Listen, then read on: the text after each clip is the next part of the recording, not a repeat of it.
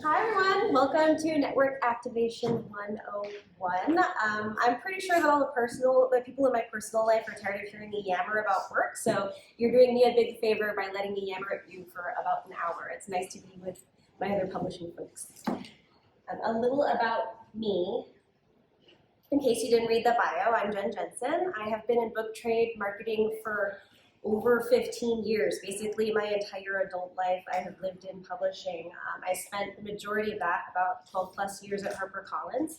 And then I spent 2.5 years building a new imprint at Chronicle Books. And then for the last 7 months or so, I have been the sales and marketing director at Wonderwell with lovely Maggie here. And I have to tell you, in my whole career, I think I am the happiest I have ever been working in hybrid. This hybrid indie world is this exciting new frontier for me, and I feel it, the collaboration here. Not to throw any shade at the Big Five, but that was a glamorous and exciting life too, but we were working under the weight of a giant kind of antiquated machine that doesn't change very quickly. And here we are building a new machine, and that is fascinating, and I love that we're doing it together collaboratively. So thank you for being here with me and being part of my newbie journey. I have launched 17 New York Times bestselling campaigns for authors like Paul Stanley and Mark Manson and Deepak Chopra and Rose McGowan and most recently John Lithgow, who is lovely. And if anyone wants to grab drinks after this and trade gossipy stories, I have some juicy stories to tell about my celebrity days. But for now, let's talk network activation. Typically, when you think of a regular book launch campaign, you think of three things, right? One is the author's platform, how they're famous, what they're known for. Two is publicity and media. Three is paid advertising. But we're all indies here, right? We're not often working with big-time celebrities, and we don't often have giganto budgets to spend on big, fancy advertising campaigns. So what do we do? Well, network activation is the often overlooked fourth option. It is the hidden gem of book launch campaigns, and it can get you tons of great stuff like endorsements, partnerships, bulk buys, and more. But it is a huge, complex task that can frankly be overwhelming, not just for the author, but also for the marketer. There is so much involved in this, and so today, what I'm hoping to do is just share with you everything that I've learned over the last 15 years to help make the process a little more clear and make it feel manageable. And I'm going to try to do that all in under an hour, so we'll get started very soon. The other thing I want to say, caveat, is that I'm trying to give you a complete but concise overview of all of this. And so we're going to have a lot of time at the end. If any of this feels unclear or you want to dive deeper, we'll have plenty of time for Q&A. We can dig into whatever you're most excited about or interested in. Okay, so first up, you have to assess the author's network. And that basically means figuring out who they know and then figuring out what to ask those people.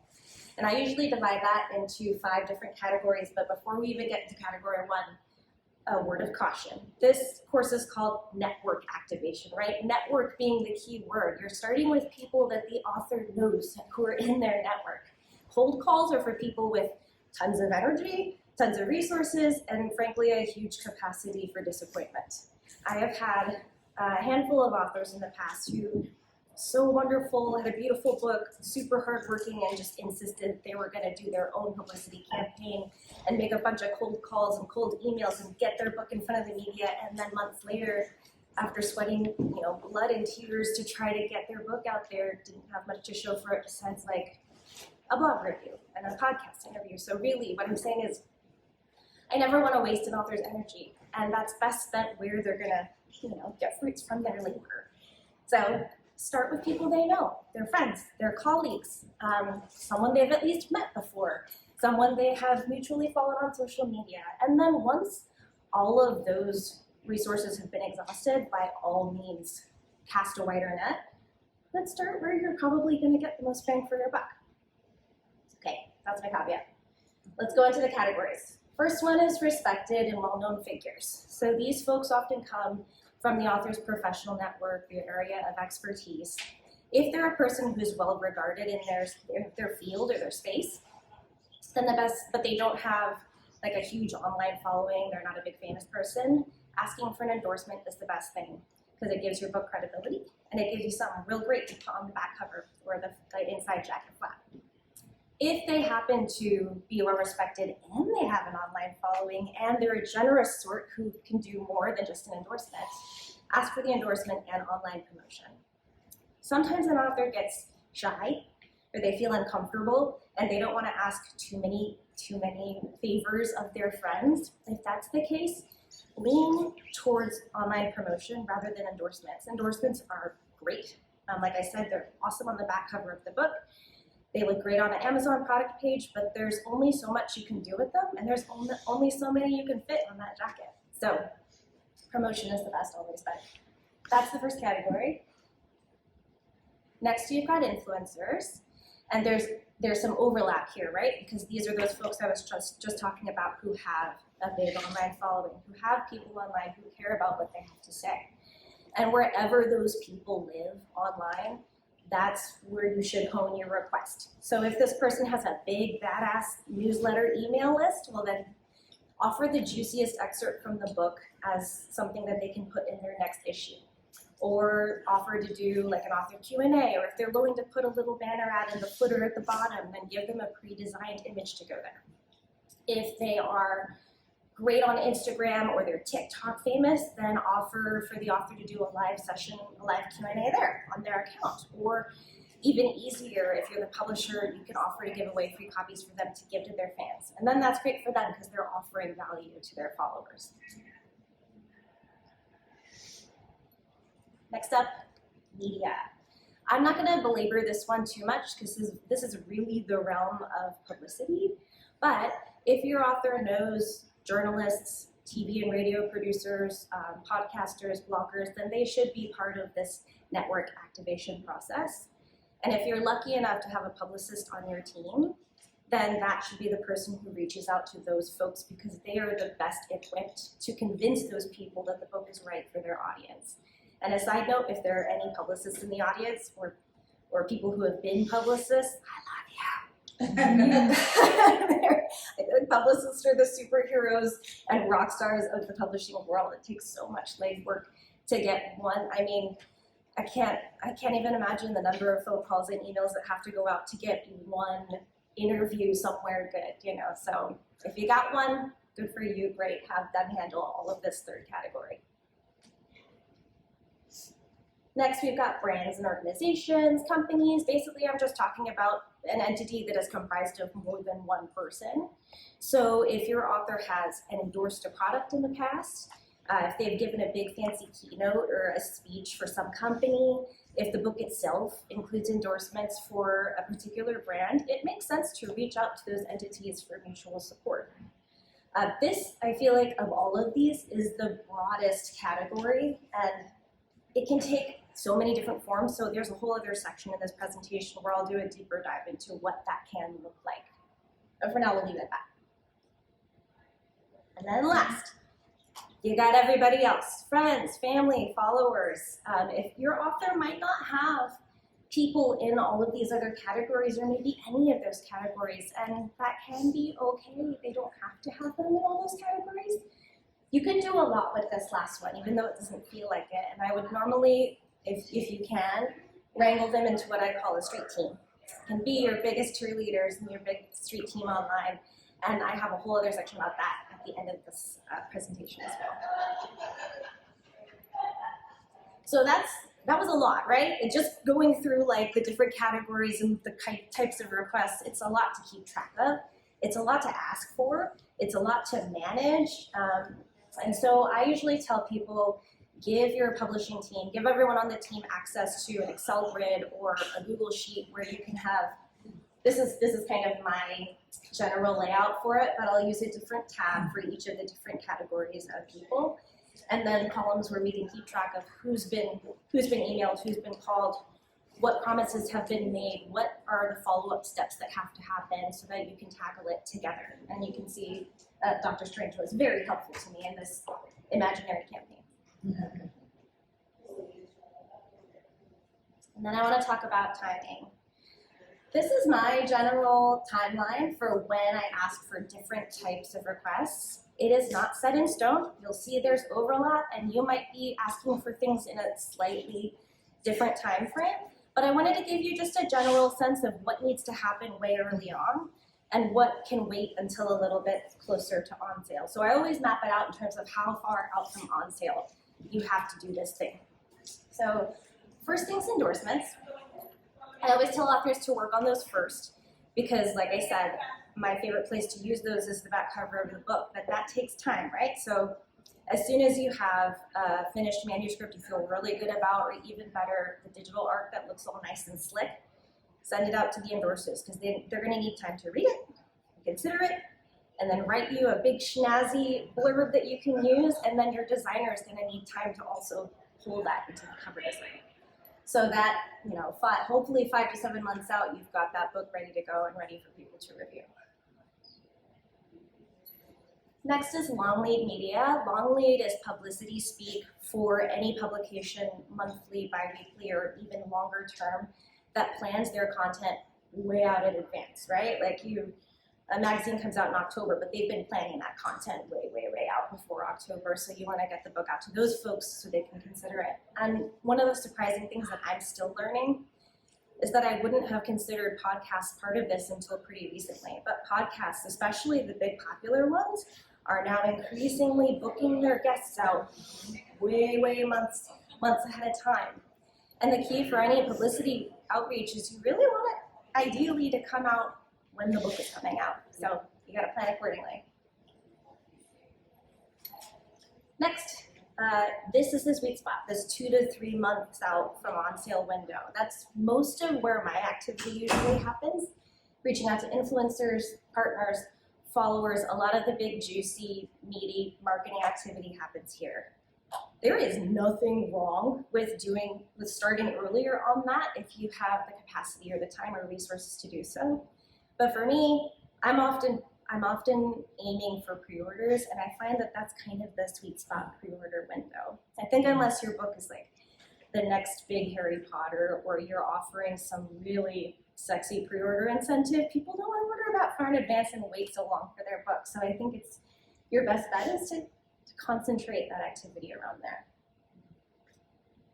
And then last is short lead media. Again, publicity speak, but short lead just means those places like online outlets, regional TV and radio, dailies, weekly newspapers, that kind of thing that operate on a shorter timeline. So it's okay to wait until a little bit later to reach out to those folks. So that's generally when and how all those things happen.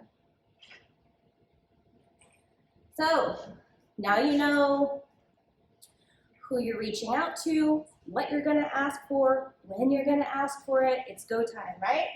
In news that should be surprising to no one, everyone's busy. Everyone is busy and nobody has time to do anything or to do favors.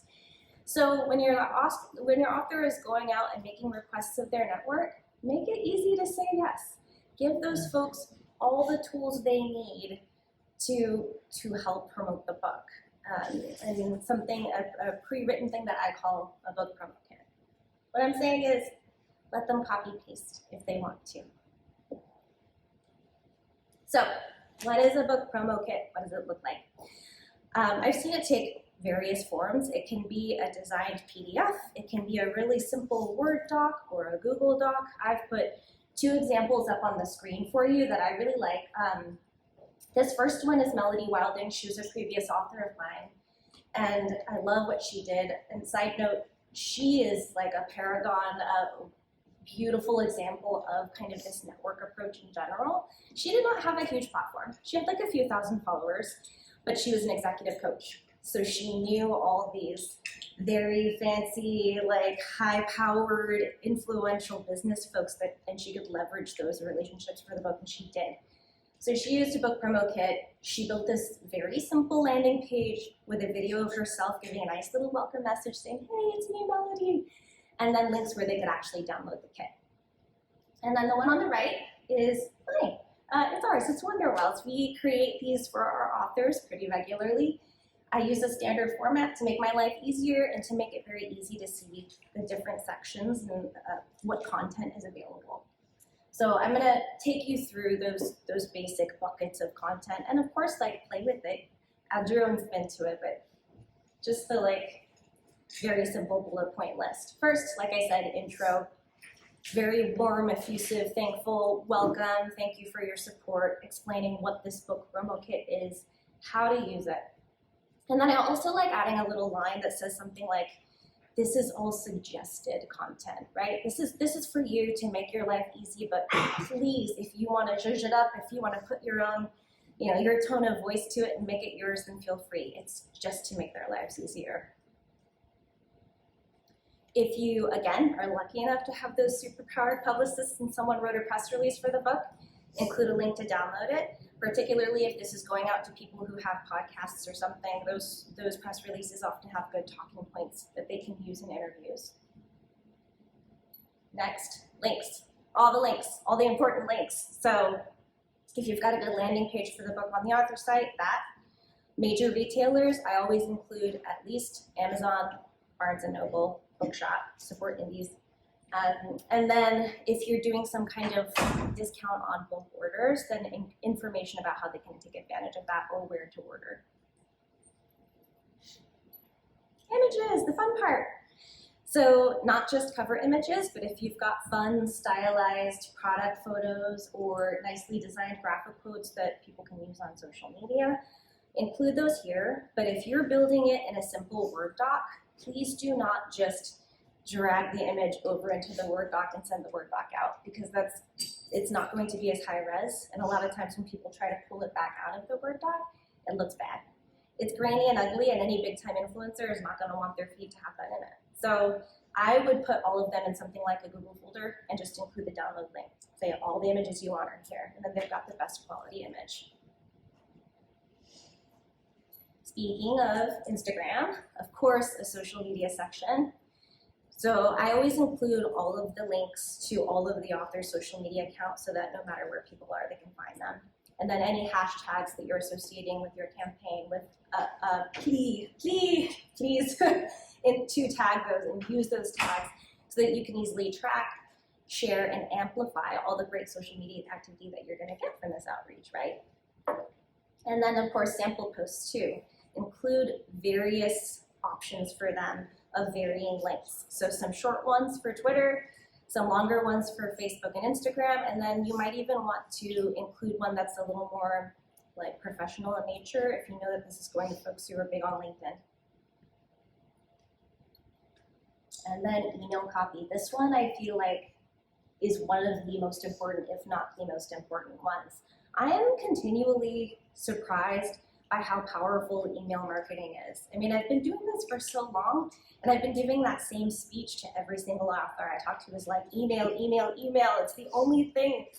As a marketer, sometimes you can run this big, beautiful campaign and do everything and then watch sales.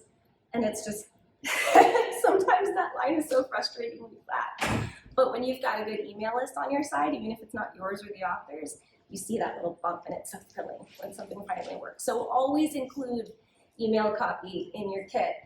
Make sure there's a very sexy, enticing subject line that's going to make someone want to open it, and then with this descriptive copy that actually goes in the email, try to avoid the temptation of just throwing the description from the back of the book in there. Think about who this book's ideal reader is, and then write to that person, and make it feel personal and exciting for them. Self-explanatory. Also include the author bio and headshot in case they want to put that along with their piece on their website or on their blog. And finally, if you're the one building this thing, put your publisher info in there. Your author is sending this to every big time mucky muck influencer they know, so it cannot hurt to have your brand front and center when they get this thing. Okay, and this is the big one. Remember earlier when I was talking about the big, broad category that's a little hard for me to make cohesive for you? It's marketing partnerships. It can mean so many things. So basically, what I said is an author should consider pitching an online partnership or speaking events or discountable purchases to any company, organization, or brand with which they have a connection. And that connection can mean anything. It can mean a product endorsement. It can mean the brand was mentioned in the book once. It can mean they just follow each other on Instagram. So that's a lot, right? It's like, this is a big, broad thing. But I think what it boils down to is you want to assess the nature of that connection, whatever it is, and then try to come up with a creative way that they can partner that makes sense in terms of that connection. So I'll give you two case studies on kind of different ends of that spectrum so you can see what I mean. So case study one, there's a company called Feeding Littles. They're a big online company with, I think last time I checked, it was like 1.5 million followers. They're huge. Their whole mission is to help parents learn new ways and healthy ways to feed their children. They are also big fans of the intuitive eating movement. Has anyone heard of that? Yay, some hands up. Intuitive eating is an anti-dieting movement that is all about getting more in touch with what your body needs and wants rather than following some unhealthy, rigid diet. And they really subscribe to that as like part of their program. My author at the time, this was early last year, like, bad pandemic time, Evelyn Tremblay was one of the co-founders of Intuitive Eating, and her platform was nothing to sneeze at. It was pretty good. Like, she had her own following, but nowhere near as big as Feeding Littles. We did know that they followed her, and she followed them back. They had tweeted some nice comments, but that was it. They weren't besties or anything. So we figured, okay, what do we do with this knowledge? And so we figured they would make the perfect hosts for her virtual launch. So we invited them to be the host of her virtual book launch for her new book, Intuitive Eating for Every Day. And then we would only let people come if they pre-ordered. You only got access that way. And it was a win-win for both parties because Feeding Littles got like FaceTime with one of their heroes. They got to tie their brand to her, which their audience was already primed to love what she was doing because they subscribed to this movement. And Evelyn got access to their 1.5 million followers. It was awesome. So it was a good success. The payoff was that we got 2,300 pre-orders before on sale, and the virtual talk that she gave, I forget what the cap was. It was like over 1,000, and we maxed out. It was like a full virtual house, and everyone was thrilled. It was such a happy, good experience, and it was a really fun time too, actually. So that's one end. It's just Instagram follow. What do you do with it? Go. Mm-hmm. On the other end of the spectrum, so Wonderwell, we do prescriptive nonfiction books. So a lot of our authors are entrepreneurs and business experts and coaches and speakers, and their book is a flagship part of this business that they've built for themselves. And pushing bulk orders to companies that they have relationships with is not only a great source of revenue, it's also a way to push their other speaking services. And our author, Sterling Hawkins, he's this dynamo speaker. He's spoken with Fortune 500 companies for years. And so we were like, oh, you've got to talk to all those people again about your book. And he did something so great. So when we first met, I was telling him about multi-tiered pre-order incentives. And that's a whole other presentation that I could give where, buy 5 copies and get this freebie, buy 25 and get FaceTime with the author. So he decided to apply that idea, but specifically to bulk order offers for those companies that he's spoken for in the past. And I'm sorry, this thumbnail's kind of teeny tiny, but I can take you through basically what he's doing is like, buy 25 copies and you get a free digital download. Buy 250 and you'll do the digital download, and he gives a little personalized message for them or for the company. 500, they get all of that, and then a 25% off his speaking engagements. And then more than 500, and they could get 50% off for like even a free virtual event. I was like, that is so smart. Because he's pushing his book, and then he's also pushing his business at the same time. And he only just started using this tool, so I don't have like solid sales results for you yet, but I think it's going to be great. I mean, he's just done such a good job at it. So, that's partnerships. We're now on to my favorite part of this whole thing because it's the fun part that I think basically anyone, no matter who your author or what your book is about, can do. talking about street teams. I've only done this for the last couple of years, but I've seen some really good results from it. It's a great way to build early social media buzz and also to get good reviews early on Amazon, which is super important for their algorithm if you want anyone to see your product page at all. We usually tell our authors aim for at least 10 that first week of on sale, but 10 is like by no means the cap there. I mean, the more the better. Always get as many as you possibly can. So who do you ask to be part of your street team? Who gets invited to this thing? It's not influencers. If your author is lucky enough to have a large online following, then we're talking about their super fans, their followers, the people who are going to be really excited to be the first one to read this book before it's even out, so they'll get a free digital copy in exchange for their support during the campaign. If your author doesn't have a huge online following yet, that's okay. You can still do this. You can enlist their friends, their colleagues, their family. They can make a perfectly fine street team, especially if they're popular. They've got a lot of friends, that helps a lot. If they don't have friends, well, maybe ask their mom. It can be a street team of one. You can still do it. Okay, so once you've assembled who this is going to be, who you're going to reach out to for this, then it's time to rally the troops. Like I said, the goal here, what are we asking them to do? We're asking them to build social buzz, post early view reviews. How do we get them to do it? Well, the first thing is just, ask. You have to ask first. And I'm not talking about a casual ask. I've had authors before where they're like, yeah, I asked, I sent an email to my friends and I told them to do it. That's not what I'm talking about. This is like a regimented formula here. You're asking them, be part of my street team. You are signing up. We're doing this together. We're going on this campaign journey together. So really get them to commit to be part of it with you. And then once you've got your committed list of street team members, you have to give them an early digital arc so that they have time to read it, get excited about it, and tell people. Logistically, I like using bookfunnel.com. Has anyone heard of it? Yes. They're great. They're great. So for those who haven't, I like using them to distribute that early digital arc because they'll send a personalized download link to each of your street team members. And that protects you a little bit from the piracy dangers of just like sending out a file on email willy-nilly. They'll do it a little more securely for you. They also make it pretty easy to build a customized landing page for the book. And then my favorite part is they make it easy to pre-schedule e-blasts to all of your street team members throughout the at various points throughout the campaign. So I usually do like 3 or 4.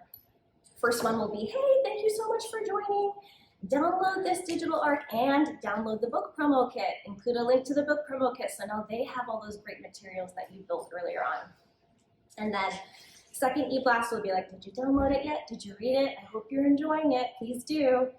Third e-blast. Okay, now that you've read it, I'm sure you have, why don't you post about it on social? What was your favorite quote? What did you love about it? What did you learn?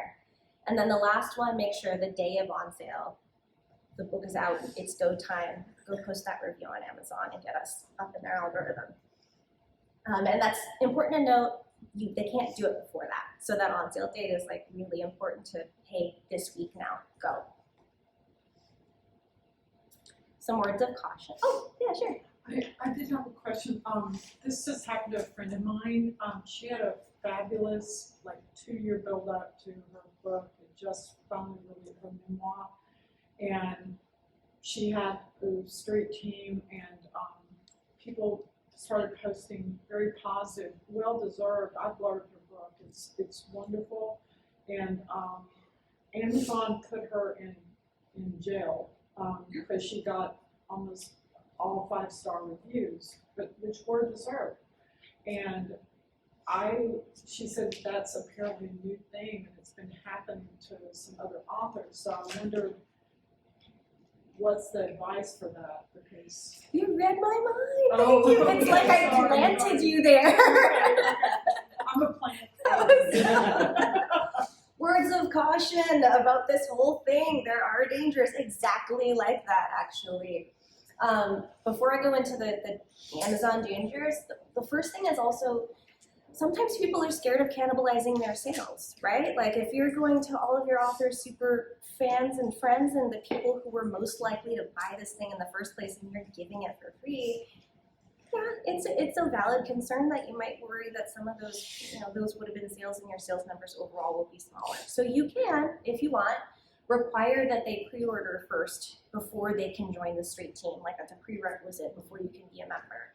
If you go that route, I say sweeten that deal, make it exciting for them in some other way then. So, okay, they do get to read the book first before anyone else, but do like a private virtual chat with the author. They get personal face-to-face access with them, or maybe put them in a private Facebook group where they can ask advice and get real responses from the author. Give them something else to make it worthwhile for them to do this, because we are just basically asking people for free labor here.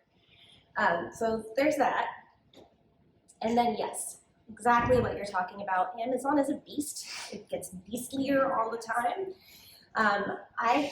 They're weirdly mysterious about their reasons for why they let things happen and why they don't. Sometimes people will post and it's no problem. Sometimes they'll reject it and say this is not from a verified purchaser. And so that's one of the reasons to do that, is that if you have your street team members, you make sure they pre-order from Amazon first, you're increasing the likelihood that all of those reviews will be considered valid and not gaming the system and actually show up on the product page. So that's why, and that's oh yeah, sure.